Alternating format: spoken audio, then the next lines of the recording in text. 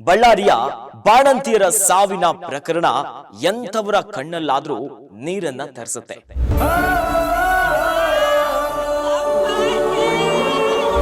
ಆರೋಗ್ಯ ಇಲಾಖೆ ಮಹತ್ವದ ಹೆಜ್ಜೆಯೊಂದನ್ನ ಇಟ್ಟಿದ್ದಾರೆ.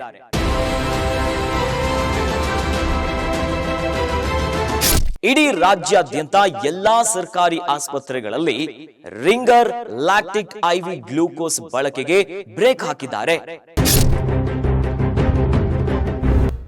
ಗ್ಯಾರಂಟಿ ಗ್ಯಾರಂಟಿ ಗ್ಯಾರಂಟಿ, ಇದು ಗ್ಯಾರಂಟಿ ನ್ಯೂಸ್, ಸುದ್ದಿ ಖಚಿತ, ನ್ಯಾಯ ನಿಶ್ಚಿತ. ನಮಸ್ತೆ ವೀಕ್ಷಕರೇ, ನಾನು ಅಖಿಲೇಶ್ ದಬ್ಬೆಕಟ್ಟೆ.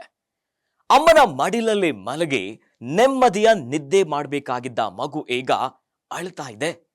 ಆ ಮಗುವಿನ ಕೂಗು ಕೇಳ್ಬರ್ತಾ ಇರೋದು ಬಳ್ಳಾರಿಯಲ್ಲಿ. ಹೌದು, ಬಳ್ಳಾರಿಯ ಬಾಣಂತಿಯರ ಸಾವಿನ ಪ್ರಕರಣ ಎಂಥವರ ಕಣ್ಣಲ್ಲಾದ್ರೂ ನೀರನ್ನ ತರಿಸುತ್ತೆ. ಅದೇ ವಿಚಾರವಾಗಿ ಈಗ ಆರೋಗ್ಯ ಇಲಾಖೆ ಮಹತ್ವದ ಹೆಜ್ಜೆಯೊಂದನ್ನ ಇಟ್ಟಿದ್ದಾರೆ. ಅತ್ತ ಬಳ್ಳಾರಿಯಲ್ಲಿ ಬಾಣಂತಿಯರ ಸಾವಾಗಿದೆ. ಅದರ ಬೆನ್ನಲ್ಲೇ ಇಡೀ ರಾಜ್ಯಾದ್ಯಂತ ಎಲ್ಲಾ ಸರ್ಕಾರಿ ಆಸ್ಪತ್ರೆಗಳಲ್ಲಿ ರಿಂಗರ್ ಲ್ಯಾಕ್ಟಿಕ್ ಐವಿ ಗ್ಲೂಕೋಸ್ ಬಳಕೆಗೆ ಬ್ರೇಕ್ ಹಾಕಿದ್ದಾರೆ. ಯಾಕೆ ಹೀಗೆ ಮಾಡಿದ್ರು? ಹಾಗಾದ್ರೆ ಬಾಣಂತಿಯರ ಸಾವಿಗೆ ಇದೇ ಗ್ಲೂಕೋಸ್ ಕಾರಣನಾ ಅಥವಾ ಇದರ ಹಿಂದೆ ಬೇರೆ ಕಥೆನೇ ಇದೆಯಾ? ಇವೆಲ್ಲದರ ಕಂಪ್ಲೀಟ್ ಡೀಟೇಲ್ಸ್ ಎಲ್ಲಿದೆ ನೋಡಿ. ಬಳ್ಳಾರಿಯಲ್ಲಿ ಬಾಣಂತಿಯರ ಸಾವು ಪ್ರಕರಣ ಸಂಭವಿಸಿರುವ ಹಿನ್ನೆಲೆಯಲ್ಲಿ ಮುಂಜಾಗ್ರತೆ ಕ್ರಮವಾಗಿ ರಾಜ್ಯಾದ್ಯಂತ ಸರ್ಕಾರಿ ಆಸ್ಪತ್ರೆಗಳಲ್ಲಿ ರಿಂಗರ್ ಲ್ಯಾಕ್ಟಿಕ್ ಐವಿ ದ್ರಾವಣ ಗ್ಲೂಕೋಸ್ ಬಳಕೆಗೆ ತಡೆ ಹಿಡಿಯಲಾಗಿದೆ. ಐವಿ ದ್ರಾವಣದಿಂದಲೇ ಸಾವು ಸಂಭವಿಸಿದೆ ಎಂಬುದು ಇನ್ನೂ ಖಚಿತವಾಗಿಲ್ಲ. ಆದರೆ ಈ ಬಗ್ಗೆ ಅನುಮಾನಗಳು ವ್ಯಕ್ತವಾಗಿರುವ ಹಿನ್ನೆಲೆಯಲ್ಲಿ ಮುಂಜಾಗ್ರತೆಯ ಕ್ರಮವಾಗಿ ಈ ಒಂದು ಕ್ರಮವನ್ನ ಕೈಗೊಂಡಿದ್ದಾರೆ. ಅನಾಹುತಕ್ಕೆ ದ್ರಾವಣ ಕಾರಣ ಎಂಬ ಬಗ್ಗೆ ಅನಾರೋಬಿಕ್ ಟೆಸ್ಟ್ ವರದಿಯ ಬಳಿಕ ಸ್ಪಷ್ಟನೆ ಸಿಗುತ್ತೆ ಅಂತ ಅಧಿಕಾರಿಗಳು ಹೇಳ್ತಿದ್ದಾರೆ.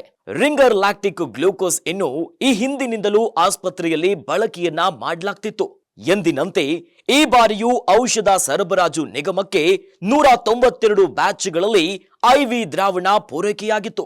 ಇದರ ಬಳಕೆಯ ಸಂದರ್ಭದಲ್ಲಿ 2 ಬ್ಯಾಚ್ಗಳ ಬಗ್ಗೆ ಕೆಲವು ಅನುಮಾನಗಳು ವ್ಯಕ್ತವಾದಂತ ಹಿನ್ನೆಲೆಯಲ್ಲಿ ಮುಂಜಾಗ್ರತಾ ದೃಷ್ಟಿಯಿಂದ ಸಂಪೂರ್ಣವಾಗಿ ಎಲ್ಲ 192 ಬ್ಯಾಚ್ಗಳ ದ್ರಾವಣವನ್ನ ಆಸ್ಪತ್ರೆಯಲ್ಲಿ ಬಳಸದಂತೆ ತಡೆ ಹಿಡಿಯಲಾಗಿದೆ ಅಂತ ಅಧಿಕಾರಿಗಳು ಹೇಳಿದ್ದಾರೆ.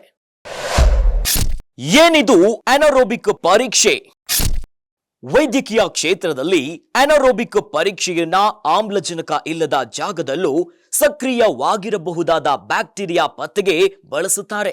ರಿಂಗರ್ ಲ್ಯಾಕ್ಟಿಕ್ ಐವಿ ಗ್ಲೂಕೋಸ್ ನಲ್ಲಿ ಮನುಷ್ಯರ ದೇಹಕ್ಕೆ ಹಾನಿಯಾಗಬಹುದಾದ ಯಾವುದಾದ್ರೂ ಸೂಕ್ಷ್ಮ ಜೀವಿಗಳು ಪತ್ತೆಯಾಗಬಹುದಾದ ಎಂಬ ಬಗ್ಗೆ ಈ ಪರೀಕ್ಷೆಯನ್ನ ನಡೆಸಲಾಗುತ್ತೆ ಅಂತ ಆರೋಗ್ಯ ಇಲಾಖೆಯ ಅಧಿಕಾರಿಗಳು ಹೇಳ್ತಾರೆ. ಸದ್ಯ ಬಳ್ಳಾರಿ ಆಸ್ಪತ್ರೆಗೆ ಪೂರೈಕೆಯಾದ ಬ್ಯಾಚ್ಗಳನ್ನು ಅನಾರೋಬಿಕ್ ಟೆಸ್ಟ್ಗೆ ಕಳುಹಿಸಲಾಗಿದೆ. ಬಾಣಂತಿಯರ ಸಾವಿಗೆ ಐವಿ ಗ್ಲೂಕೋಸ್ ಕೂಡ ಒಂದು ಕಾರಣವಾಗಿರಬಹುದು ಅಥವಾ ಇಲ್ಲ ಎಂಬುದರ ಬಗ್ಗೆ ಅನಾರೋಬಿಕ್ ಪರೀಕ್ಷೆಯಲ್ಲಿ ಸ್ಪಷ್ಟತೆ ಸಿಗುತ್ತೆ. ಬಳಿಕ ಐವಿ ಗ್ಲೂಕೋಸ್ ಬಳಕೆಯ ಬಗ್ಗೆ ಅಂತಿಮ ನಿರ್ಧಾರವನ್ನ ಕೈಗೊಳ್ಳಲಾಗುತ್ತಂತೆ. ಅಲ್ಲಿಯವರೆಗೆ ಮುಂಜಾಗ್ರತಾ ಕ್ರಮವಾಗಿ ಐವಿ ರಿಂಗರ್ ಲ್ಯಾಕ್ಟಿಟೇಟ್ ಬಳಕೆಯನ್ನ ರಾಜ್ಯಾದ್ಯಂತ ತಡೆ ಹಿಡಿಯಲಾಗಿದೆ. ಅಷ್ಟೇ ಅಲ್ಲ, ಬಳ್ಳಾರಿ ವೈದ್ಯಕೀಯ ಕಾಲೇಜು ಮತ್ತು ಸಂಶೋಧನಾ ಸಂಸ್ಥೆಯಲ್ಲಿ ಬಾಣಂತಿಯರ ಸಾವು ಪ್ರಕರಣಕ್ಕೆ ಸಂಬಂಧಿಸಿದಂತೆ ಸುಮೋಟೋ ಪ್ರಕರಣವನ್ನ ದಾಖಲಿಸಿಕೊಂಡಿರುವ ಉಪ ಲೋಕಾಯುಕ್ತ ನ್ಯಾಯಮೂರ್ತಿ ಬಿ ವೀರಪ್ಪ ಅವರು ಕ್ರಮವನ್ನ ಕೈಗೊಂಡಿದ್ದಾರೆ.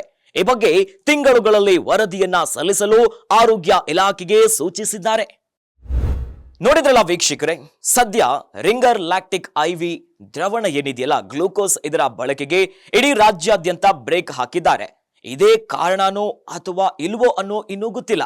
ಆದ್ರೆ ಇವೆಲ್ಲವನ್ನ ಗೊತ್ತಾಗಬೇಕು ಅಂತಂದ್ರೆ ಅನಾರೋಬಿಕ್ ಪರೀಕ್ಷೆಯ ವರದಿಗಳು ಹೊರಬಿರಬೇಕು. ಅದಾದ ಮೇಲೆ ಈ ಎಲ್ಲಾ ಸಾವುಗಳಿಗೆ ಏನು ಕಾರಣ ಅಂತ ತಿಳಿಯುತ್ತೆ. ಇದರ ಜೊತೆಯಲ್ಲಿ ಈಗಾಗಲೇ ಸುಮೋಟೋ ಪ್ರಕರಣ ಕೂಡ ದಾಖಲಾಗಿದೆ. ಇನ್ನು 1 ತಿಂಗಳಲ್ಲಿ ಇದರ ವರದಿ ಕೂಡ ಹೊರಬರುತ್ತೆ. ಒಟ್ಟಲ್ಲಿ ತಾಯಿಯನ್ನ ಕಳೆದುಕೊಂಡಿರುವಂತ ಮಕ್ಕಳ ಪರಿಸ್ಥಿತಿ ನಡೆದ್ರೆ ಎಂಥವರ ಕಣ್ಣಂಚಲಾದ್ರೂ ಕೂಡ ನೀರು ಬರುತ್ತೆ. ಇನ್ನಷ್ಟು ಸುದ್ದಿಗಳಿಗಾಗಿ ನೋಡ್ತಾ ಇರಿ ಗ್ಯಾರಂಟಿ ನ್ಯೂಸ್. ಗ್ಯಾರಂಟಿ ನ್ಯೂಸ್, ಸುದ್ದಿ ಖಚಿತ, ನ್ಯಾಯ ನಿಶ್ಚಿತ.